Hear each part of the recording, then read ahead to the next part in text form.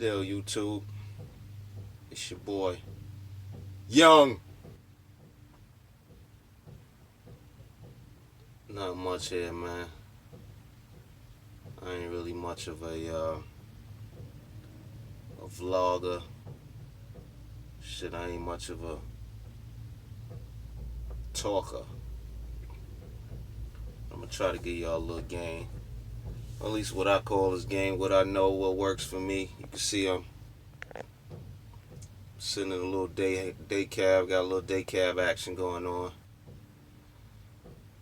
About to go grab some lunch.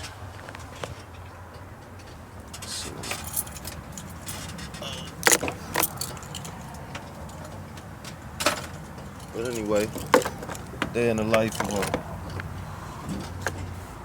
I wouldn't call myself an owner op, but I guess technically that's what I am. I own trucks and I operate them. However, I ain't leased on to nobody, nothing like that.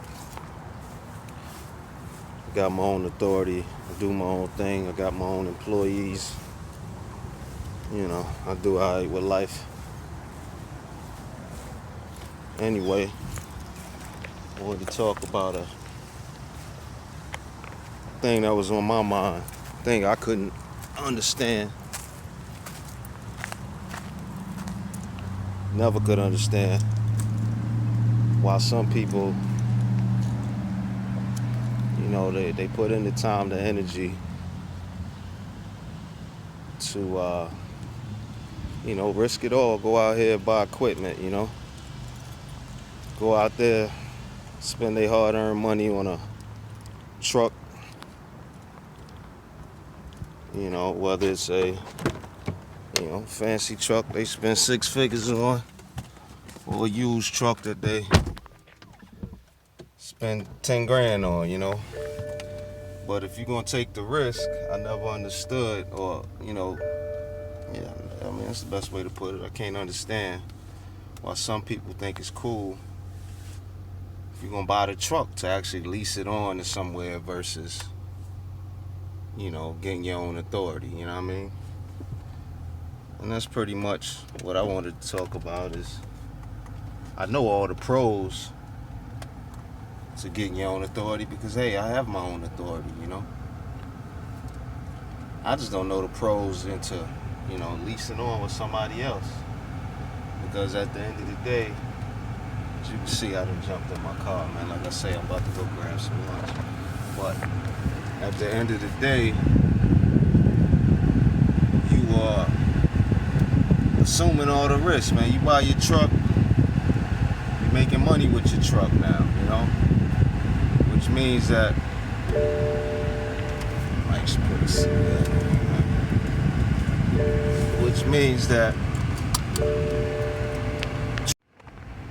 which means that if that truck break down, it's up to you to fix it.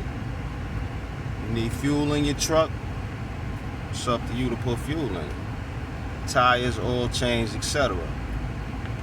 Meanwhile, you leased on to somebody and there's nothing really separating you from being simply an employee, except for the fact that since you're owner-operator, you 1099. So technically you're not the employee, but you got somebody else telling you how much you can earn, somebody else pretty much dictating the loads that's available to you. And yeah, I get it. A lot of these owner-operator scenarios, when you leased on to somebody, you can book your own freight with them, or they have their own load boards, blah, blah, blah. My point is, you're still giving them a piece of the pie, and for what? For using their name, or using their IFTA credentials, or using their freaking insurance, when you can pretty much do that shit yourself. Take the time, do some research. It's not really expensive to get your own authority, man. Not expensive at all. The whole process is probably less than if you do it yourself versus hiring somebody else to do it for you. But that whole process is less than $1,000, man. I did that so long ago, I can't really recall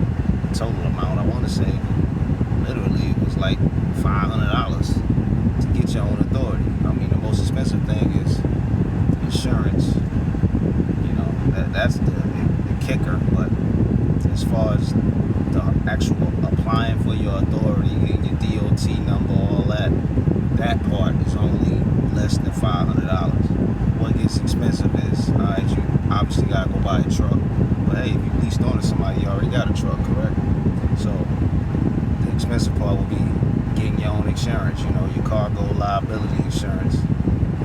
That might be a little pricey, depending on your driving experience. It's gonna be expensive anyway that first year because they're assuming all the risks. I got a call coming in, pardon me. Yeah, pardon me, but like I say, the only real thing is the expensive thing will be getting your insurance.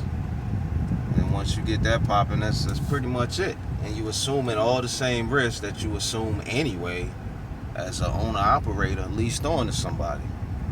Except this time, you were truly your own boss because you were truly booking your own freight. Yeah, you're going to start out, you're going to be using brokers, which is a middleman, but, newsflash, a lot of these companies that you leased on to as an owner-operator, not all of that freight that you're getting from them is directly from the shipper or directly from the receiver. A lot of them are using brokers also. So, if you leased on to somebody, it's a possibility that not only are you dealing with a middleman, which is the company that you leased on to, but there could be another hand in the pot, being that the company you leased on to could possibly be using a broker as well, which means that there's another little piece that's going. So, from the customer to your pocket, you might have 3 other hands in there before you get your little piece. Whereas if you take the risk, be a man, get your own authority, you might initially start out dealing with brokers, because only a handful of brokers is even willing to deal with a company that is less than a year old or whatever. But it's still on you. You still, the risk reward factor is a lot greater versus you buying your own truck, whether you pay cash for that truck or whether you got some kind of silly arrangement, monthly or weekly or whatever, with a finance company. You bringing home more paper with your own authority versus being leased on to somebody. It just doesn't make no sense. Because if you really truly break down the math, if you're an owner-operator and you're leased on to somebody, are you really doing better than a company driver? Yeah, you got the peace of mind of, in theory, hey, this is my truck, I own this truck. And yeah, you got the peace of mind in theory of, maybe I'll get this experience being a leased on individual. And, once I truly figure out how the game goes, then I get my authority and jump out there, blah, blah, blah. Forget it, man. The real risk in all of this is buying a truck. Because it don't matter if you buy a 2018 truck or a damn 1995, trucks break down, period. So, you can take all the risk buying this damn truck and you leased on to somebody and you think you're doing alright because, hey, they got their own load board. I keep finding loads for $3 a mile, going 500 miles, whatever. You think you're doing alright. Fact of the matter is, shit happens, man. That truck could break down tomorrow and you think your warranty that you got from the little dealership or whatever is going to cover it. These warranty companies are in business to make money, man. They're going to figure out a way not to cover exactly what you need, Then what? Some people are out of business. Happens. Anyway, took a long ass lunch break. I'm back at it. Sitting at this damn Amazon. Dropping this off right quick. But back to it. I would love to know, man. Hit me up in the comments, man. Let me know what's so positive about being a leased on owner op instead of just getting your own authority. Cause I mean, I'm racking my brain. I've been in the game, pushing 10 years now with my own authority, and I've yet to figure out. I mean, I've even from time to time helped some friends out, let them lease on to me while they were trying to get their bread together to step out and do their own thing. And even then, I would tell them why they leased on to me. I was charging them like 10%, which is, peanuts. And I would tell them, like, what are you giving me 10% for when you could be out here doing the thing yourself? You know?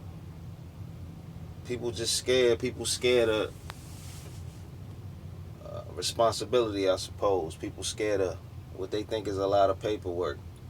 It's 2018, man. A lot of that stuff is automated. You worried about your if the miles and shit, get you some software. Type in your loads, man. It's calculating your state miles and all that shit for you, man. Every day in your fuel receipts, your miles, all your gallons purchased, all that. Keeps up with that shit for you, man. Just remember every quarter, click on the little link in your software, calculate all your miles, go on your state. I'm in North Carolina, man. Go on your websites, man, and file your damn IFTA taxes. I mean, I don't understand. Like I said, man, I mean, you gotta pay IFTA anyway. You're an owner op, leased on to somebody. So, like I say, I don't get it. I would love for somebody to school me. What the hell is the positive about leasing on to companies, period, once you done took the time to buy the truck? And I would love to understand, to you all out here with these lease purchase scenarios, like, what the hell are you, like, what's the point, man? It's hustling backwards. You decide to do a lease purchase from the same people that's giving you your freight. Chances are they gonna give you just enough freight every week to make your damn truck payment. It's like a conflict of interest, you know what I'm saying? I will never understand that. And, in all the years I've been around trucking, I've not heard a success story yet about somebody that's done a lease purchase. But, hey, what do I know? I'm just a dude. Well, it works for me, man. I have multiple trucks. I drive from time to time in this little day cab here, make a couple dollars because I'm bored. But, I ain't gonna bore y'all. I just wanted to make sure I get back. Like I say, hit me up in the comments, man. Or hit me up on IG, because I'm curious. For all those out here that's really getting it, being leased on to somebody and have never actually gotten their own authority. Tell me, what is the positive, man? I want to know that. I want to see some success stories. I want to read them. Because if you out here and you are a success story being leased on to Landstar, or, I don't mean to name drop, but all these other spots you can lease on to. If you got that hustle and you making bread with them, imagine if you was doing it by yourself and 100% of the revenue was going to you. Because at the end of the day, you out here, you grinding, you working hard, picking up on time, delivering on time. That means if it was on you, you would do that shit anyway. So what are you giving them whatever their percentage is for? Like, explain that to me. I don't get it. Maybe I'm just a hustler, because I jumped out in this game. Nobody told me nothing. I had a relative tell me, hey, man, I think it's some money out here in trucking. You should buy a truck, let me drive for you.